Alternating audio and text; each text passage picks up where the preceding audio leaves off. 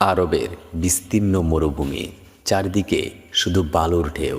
কিন্তু এই মরুভূমির বুকেই একসময় দাঁড়িয়েছিল পৃথিবীর সবচেয়ে রহস্যময় সাম্রাজ্য। এক জাতি যাদের শক্তির সামনে কাঁপত রাজ্য থেকে রাজ্য। এক শহর যার প্রাসাদ ছুঁয়ে যেত আকাশ। আর এক বাদশা যে বলেছিল, আমি দুনিয়াতেই জান্নাত তৈরি করব। হ্যাঁ, আজকের কাহিনী সেই ভয়ঙ্কর অহংকারী বাদশাহ সাদ্দাত ইবনে আদকে নিয়ে, যে ৩০০ বছর সময় নিয়ে বানিয়েছিল বেহেশতখানা, কিন্তু শেষ মুহূর্তে এক পাও রাখতে পারেননি সেখানে। হাজার হাজার বছর আগে বর্তমান ইয়ামেনের এবং আরবের দক্ষিণাঞ্চলে বসবাস করত এক শক্তিশালী জাতি, যাদের নাম ছিল আদ জাতি। এরা ছিল অস্বাভাবিক লম্বা, শক্তিশালী এবং অত্যন্ত ধনী। তাদের প্রাসাদ ছিল পাহাড়ের মতো উঁচু, তাদের বাগান ছিল মরুভূমির মাঝে সবুজ স্বপ্ন। মানুষ তাদের দেখে ভয় পেত, কারণ তাদের শক্তির সামনে দাঁড়ানোর সাহস কারোই ছিল না। কিন্তু শক্তি যখন সীমা ছাড়িয়ে যায়, মানুষ তখন নিজেকেই খোদা ভাবতে শুরু করে। আদ জাতির মধ্যেও ঠিক সেটাই হয়েছিল। তারা আল্লাহকে ভুলে গিয়েছিল। মূর্তি পূজা, অহংকার, অত্যাচার, ক্ষমতার নেশা সব কিছু মিলিয়ে তাদের হৃদয় পাথর হয়ে গিয়েছিল। তখন আল্লাহ তাদের হেদায়েতের জন্য পাঠালেন এক নবী, হুদ আলাইসাল্লামকে। তিনি ছিলেন আদ জাতিরই একজন। তিনি নিজের জাতিকে বললেন, হে আমার কওম, আল্লাহর ইবাদত করো, তিনি ছাড়া তোমাদের আর কোনো উপাস্য নেই। কিন্তু অহংকারী মানুষ সত্য সহজে মানতে চায় না। আদ জাতির নেতারা হেসে উঠল। তারা বলল, হুদ, তুমি কি আমাদের পূর্বপুরুষদের ধর্ম ছেড়ে দিতে বলছো? তুমি কি ভাবো তুমি আমাদের চেয়ে বেশি শক্তিশালী, আমাদেরকে ধ্বংস করবে? এই জাতির সবচেয়ে ক্ষমতাবান শাসক ছিল সাদ্দাত, এক ভয়ঙ্কর প্রভাবশালী বাদশাহ। তার সেনাবাহিনী ছিল অসংখ্য। তার সম্পদের হিসাব কেউই জানত না। স্বর্ণ, রূপা, হীরা, মুক্তা সব যেন তার পায়ের নিচে পড়েছিল। একদিন সাদ্দাত তার দরবারে বসেছিলেন।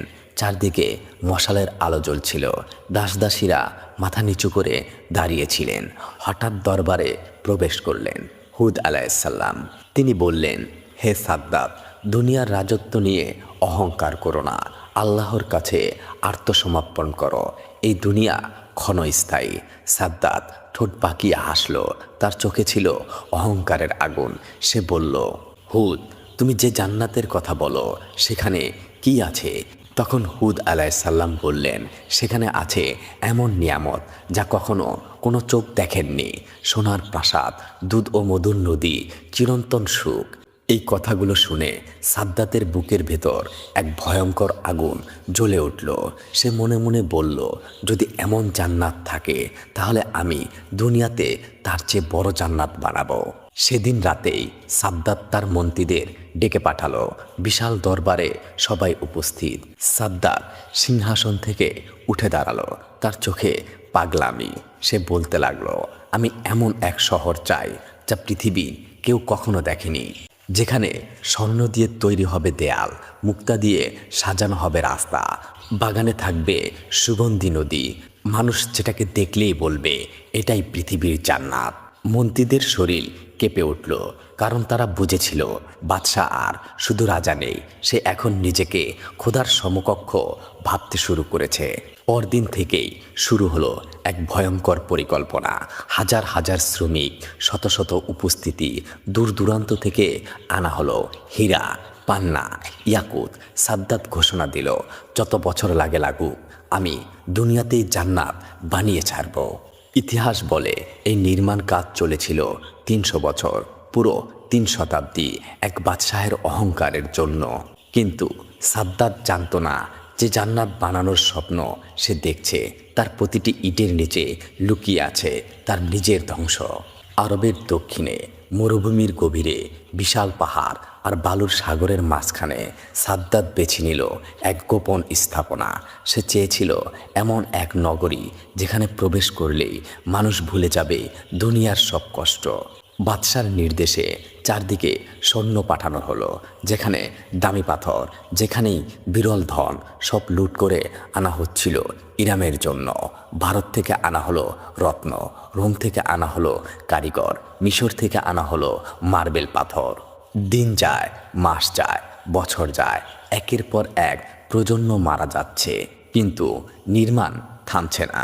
কারণ সাদ্দাতের একটাই স্বপ্ন, মানুষ যেন আমার শহর দেখে জান্নাত ভুলে যায়। শ্রমিকরা বলতো, আমরা কত বছর ধরে কাজ করছি, আমাদের সন্তানরাও এখন এই শহর বানাচ্ছে। কেউ সেখান থেকে পালাতে পারতো না। যে কাজ বন্ধ করত তার শাস্তি ছিল ভয়ঙ্কর। সাদ্দাত শুধু শহর বানাচ্ছিল না, সে নিজের অহংকারকে পাথরের মধ্যে খোদাই করছিল। ধীরে ধীরে ইরাম রূপ নিতে শুরু করলো, এমন সৌন্দর্যে যা দেখে মানুষের চোখ ঝলসে যেত। শহরের প্রবেশদ্বার ছিল বিশাল সোনার তৈরি, তার উপরে বসানো ছিল লাল ইয়াকুত। সূর্যের আলো পড়লে মনে হতো আগুন জ্বলছে। রাস্তার দুই পাশে দাঁড়িয়ে ছিল রূপার খুঁটি, যার মাথায় মুক্তার প্রদীপ। রাত হলে পুরো শহর তারার মতো জ্বলে উঠত। ইরামের বাগানগুলো ছিল সবচেয়ে ভয়ঙ্কর সুন্দর। গাছের পাতায় পান্নার ঝিলিক, ফলের বদলে ঝুলত রত্ন। নদীর পানিতে সুগন্ধি, বাতাসে মিশে আছে কস্তুরীর গ্রাম। সাদ্দাত মাঝে মাঝে দূর থেকে দাঁড়িয়ে তার শহর দেখত। তার চোখে তখন পাগলাটে আনন্দ। সে বলতো, হুদ আমাকে জান্নাতের ভয় দেখায়। দেখো, আমি দুনিয়াতেই জান্নাত বানিয়ে ফেলেছি। কিন্তু একজন মানুষ এই শহর দেখে কাঁদতেন। তিনি ছিলেন হুদ আলাইসাল্লাম।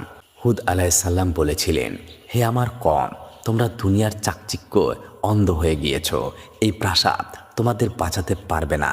আল্লাহর গজব আসলে দুনিয়ার কোনো দুর্গ টিকবে না। কিন্তু কেউই শুনল না, বরং মানুষ আরও বেশি মুগ্ধ হয়ে পড়ল ইরামের সৌন্দর্যে। দূর দূরান্ত থেকে লোক আসতো শুধু শহরটা এক নজর দেখার জন্য। কেউ বলতো, এটা মানুষের কাজ হতে পারে না। কেউ বলতো, এটাই পৃথিবীর জান্নাত। একদিন সাদ্দাত শহরের সর্বোচ্চ মিনারে উঠে দাঁড়ালো। নিচে হাজার হাজার মানুষ, সৈন্যরা সারি বেঁধে দাঁড়িয়ে আছে।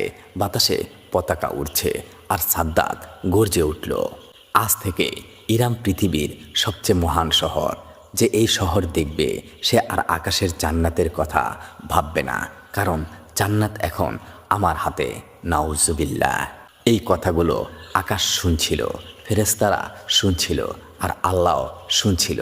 সেদিন রাতেই হুদ আলাইসাল্লাম শেষবারের মতো সাদ্দাতের কাছে এলেন। চারদিকে অন্ধকার, প্রাসাদে মশাল জ্বলছে। হুদ আলাইসাল্লামের চোখে পানি। হুদ আলাইসাল্লাম বললেন, হে সাদ্দাত, এখনো সময় আছে, তওবা করো, অহংকার ছেড়ে দাও। তুমি যে শহর বানাচ্ছ সেটা তোমাকে আল্লাহর শাস্তি থেকে বাঁচাতে পারবে না। সাদ্দাত হেসে উঠল এক ভয়ঙ্কর হাসি। আমাকে ধ্বংস করবে কে? আমার কাছে সেনাবাহিনী আছে, স্বর্ণ আছে, দুর্গ আছে। আমি মৃত্যুকেও হারিয়ে দেব। হুদ আলাইসাল্লাম মাথা নিচু করলেন, কারণ তিনি বুঝে গিয়েছিলেন এই জাতির হৃদয় এখন পাথরের চেয়েও কঠিন। কিন্তু আকাশের ওপারে তখন এক ভয়ঙ্কর সিদ্ধান্ত লেখা হয়ে গেছে। একদিন সাদ্দাত তার বিশাল দরবারে বসেছিল। তার মন্ত্রীরা তার সামনে মাথা নত করেছিল। চারদিকে সোনার স্তম্ভ, সুগন্ধিতে ভরে আছে বাতাস। হঠাৎ সে উঠে দাঁড়ালো আর বলল, আজ আমি ঘোষণা দিচ্ছি, এই পৃথিবীতে আমার চেয়ে বড় কেউ নেই। আমি যা চাই তাই হয়। আমার শহর, আমার শক্তি, আমার সম্পদ, সব কিছু প্রমাণ করে আমি ওমর। দরবার স্তব্ধ হয়ে গেল, কারণ একজন মানুষ যখন নিজেকে ওমর দাবি করে, তার ধ্বংস খুব কাছে চলে আসে। সেদিন থেকেই সাদ্দাতের আচরণ আরও ভয়ঙ্কর হয়ে উঠল। সে মানুষকে বাধ্য করত তাকে সেজদা করতে। যে অস্বীকার করত তার শাস্তি ছিল মৃত্যু। সাদ্দাতের দরবারে একজন বৃদ্ধ আসলো। বৃদ্ধ আসার পর তার সৈন্যরা বলল, বাদশাহের সামনে মাথা নত করো। কিন্তু বৃদ্ধ বলল, সেজদা শুধু আল্লাহর জন্য। এক মুহূর্তেই তারপর তলোয়ার ঝলসে উঠল। বৃদ্ধ লোকটির মাথা মাটিতে পড়ে গেল। মানুষ ভয় পেয়ে গেল, কিন্তু হুদ আলাইসাল্লাম ভয় পেলেন না। তিনি আবারও মানুষের মাঝে দাঁড়িয়ে বললেন, হে আমার কম, তোমরা কেন আল্লাহর পরিবর্তে একজন মানুষকে ভয় পাচ্ছ? সাদ্দাত তোমাদের রিজিক দেয় না, জীবন দেয় না, মৃত্যুও থামাতে পারে না। কিন্তু মানুষ তখনও দুই ভাগে বিভক্ত। একদল এখনো হুদ আলাইসাল্লামের কথা বিশ্বাস করত, আরেক দল বলতো যার কাছে এত শক্তি আছে সে কিভাবে ভুল হতে পারে। এরপর আকাশে অদ্ভুত পরিবর্তন শুরু হলো। দিনের বেলায় সূর্যের আলো হঠাৎ বন্ধ হয়ে যেত, রাতের আকাশ লাল হয়ে উঠত, মরুভূমির বাতাস অস্বাভাবিক গরম হয়ে উঠেছিল। মানুষ আতঙ্কিত হয়ে পড়ল, কিন্তু সাদ্দাত সে হাসল আর বলল, আকাশ বদলালে কি হয়? আমার শহর আছে, আমার দুর্গ আছে, ইরামকে কেউ ধ্বংস করতে পারবে না। সেই রাতে হুদ আলাইসাল্লাম এক পাহাড়ের উপর দাঁড়িয়েছিলেন, তার চোখে অশ্রু। তিনি আকাশের দিকে তাকিয়ে দোয়া করলেন, হে আল্লাহ, আমি আপনার বাণী পৌঁছে দিয়েছি, এখন আপনি যা ফয়সালা করবেন সেটাই সত্য। পরদিন এক ভয়ঙ্কর ঘটনা ঘটল। ইরামের চারদিকে থাকা কূপগুলো শুকিয়ে যেতে শুরু করলো, বাগানের গাছগুলো ধীরে ধীরে মরে যাচ্ছে, পাখিরা শহর ছেড়ে উড়ে যাচ্ছে, পশুরা অস্থির হয়ে উঠেছে। সেনাপতি সাদ্দাতকে বললেন, বাদশাহ, এটা শুভ লক্ষণ নয়। কিন্তু সাদ্দাত রেগে বললেন, চুপ, আমার শহরের বিরুদ্ধে একটা কথাও শুনতে চাই না। অহংকার মানুষকে অন্ধ করে দেয়। সাদ্দাত এখন অন্ধ হয়ে গেছে, সে বুঝতে পারছে না প্রকৃতি ধীরে ধীরে তার বিরুদ্ধে সাক্ষ্য দিচ্ছে। সেই দিন গভীর রাতে এক ব্যক্তি গোপনে হুদ আলাইসাল্লামের কাছে এলেন। তার শরীর কাঁপছে, চোখে ভয়। সে বলল, হে আল্লাহর নবী, আমি আজ আকাশে অদ্ভুত কিছু দেখেছি। তিনি বললেন, কি দেখেছ? লোকটি বলল, দূরে কালো মেঘ, কিন্তু সেই মেঘ থেকে আলো বের হচ্ছিল আর আমি ভয়ঙ্কর শব্দ শুনেছি। হুদ আলাইসাল্লাম চোখ বন্ধ করলেন, কারণ তিনি বুঝে গিয়েছিলেন গজব খুব কাছে চলে এসেছে। কিন্তু ইরাম শহরে তখন উৎসবের প্রস্তুতি চলছে, কারণ আর মাত্র কয়েকদিন পর সাদ্দাত প্রথমবারের মতো তার বেহেশতখানায় প্রবেশ করবে। কেউ জানত না যে শহরে প্রবেশের স্বপ্নে মানুষ আনন্দ করছে, সেই শহরের দরজাতেই লেখা হয়ে গেছে ধ্বংস। ভোরের আলো ফুটতেই ইরাম শহর সাজানো শুরু হলো। রাস্তার দুই পাশে আগুনের মশাল, সুগন্ধি ছড়ানো হচ্ছে বাতাসে। হাজার হাজার সৈন্য সোনালি বর্ম পরে দাঁড়িয়ে। আজ যেন পুরো শহর উন্মাদ হয়ে গেছে। লোকেরা বলছেন, বাদশাহ দীর্ঘজীবী হোক, ইরাম ওমর হোক। প্রাসাদের বিশাল দরজা খুললে ধীরে ধীরে বের হয়ে এলো সাদ্দাতের রাজকীয় বাহিনী। সামনে যুদ্ধ হাতি, তার পেছনে ঘোড়া, তারপর স্বর্ণ খচিত রথে বসে আছেন সাদ্দাত। তার মাথায় হীরার মুকুট, চোখে সীমাহীন অহংকার। সাদ্দাত বলছেন, আজ পৃথিবী দেখবে মানুষ জান্নাত বানাতে পারে। মানুষ চিৎকার করে উঠল, ঢাকের শব্দে কেঁপে উঠল মরুভূমি।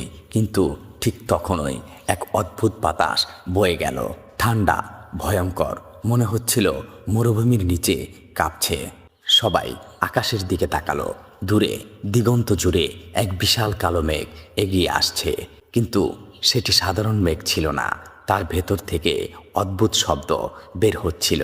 হঠাৎ মনে পড়ল হুদ আলাইসাল্লামের সতর্কবার্তা, আল্লাহর গজব এলে কোনো দুর্গ তোমাদের বাঁচাতে পারবে না। মানুষের বুক কাঁপতে শুরু করলো। কিন্তু সাদ্দাত সে এখনো অহংকারে অন্ধ। সে এখনো বলছে, ভয় পেও না, আমার সেনাবাহিনী আছে, আমার দুর্গ আছে, ইরামকে কিছুই ধ্বংস করতে পারবে না।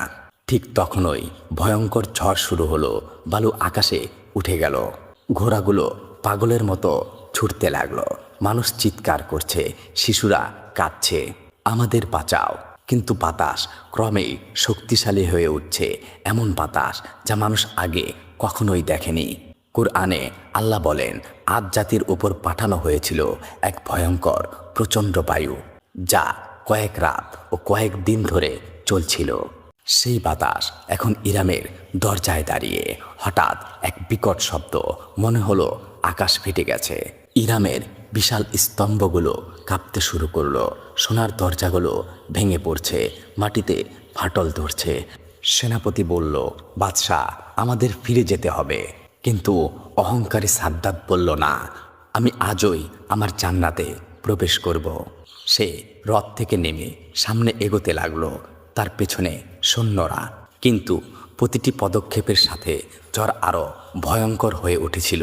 ঠিক তখন দূরে এক পাহাড়ের উপরে দাঁড়িয়েছিলেন হুদ আলাইসাল্লাম। তার সাথে ছিল অল্প কিছু ইমানদার মানুষ।